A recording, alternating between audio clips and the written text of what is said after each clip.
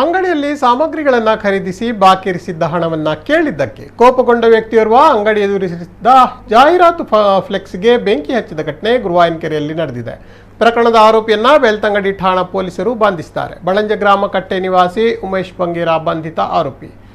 ಕುವೆಟ್ಟು ಗ್ರಾಮದ ಗುರುವಾಯನಕೆರೆಯಲ್ಲಿ ಸದಕತುಲ್ಲಾ ಎಂಬುವರಿಗೆ ಸೇರಿದ್ದ GK stores ಹೆಸರಿನ ಅಂಗಡಿಯ ಬದಿಯಲ್ಲಿ ಇರಿಸಲಾಗಿದ್ದ ಜಾಹೀರಾತು ಫ್ಲೆಕ್ಸ್ಗೆ ಜುಲೈ 10ರಂದು ಬೆಳಗಿನ ಜಾವ ಬೆಂಕಿ ಹಚ್ಚಲಾಗಿತ್ತು. ಮಾಲಕ ಬೆಳಿಗ್ಗೆ ಅಂಗಡಿಗೆ ಬಂದು ನೋಡಿದಾಗ ಕೃತ್ಯ ಬೆಳಕಿಗೆ ಬಂದಿತ್ತು. ಈ ಬಗ್ಗೆ ಸಿಸಿಟಿವಿ ಕ್ಯಾಮೆರಾ ಪರಿಶೀಲಿಸಿದಾಗ ಮುಂಜಾನೆ 5 ಗಂಟೆ ವೇಳೆಗೆ ಆರೋಪಿ ಉಮೇಶ್ ಬಂಗೇರ ಬೆಂಕಿ ಹಚ್ಚಿ ಓಡಿ ಹೋಗುತ್ತಿರುವುದು ಕಂಡುಬಂದಿತ್ತು. ಇದರಿಂದ ಸುಮಾರು 3,000 ರೂಪಾಯಿ ನಷ್ಟ ಉಂಟಾಗಿದೆ ಎಂದು ಅಂಗಡಿ ಮಾಲಕ ಸದಕತುಲ್ಲಾ ಬೆಳ್ತಂಗಡಿ ಪೊಲೀಸ್ ಠಾಣೆಗೆ ನೀಡಿರುವ ದೂರಿನಲ್ಲಿ ತಿಳಿಸಿದ್ದಾರೆ. ಪ್ರಕರಣ ದಾಖಲಿಸಿಕೊಂಡಿರುವ ಪೊಲೀಸರು ಆರೋಪಿ ಉಮೇಶ್ ಬಂಗೇರ್ನನ್ನು ಬಂಧಿಸಿದ್ದಾರೆ.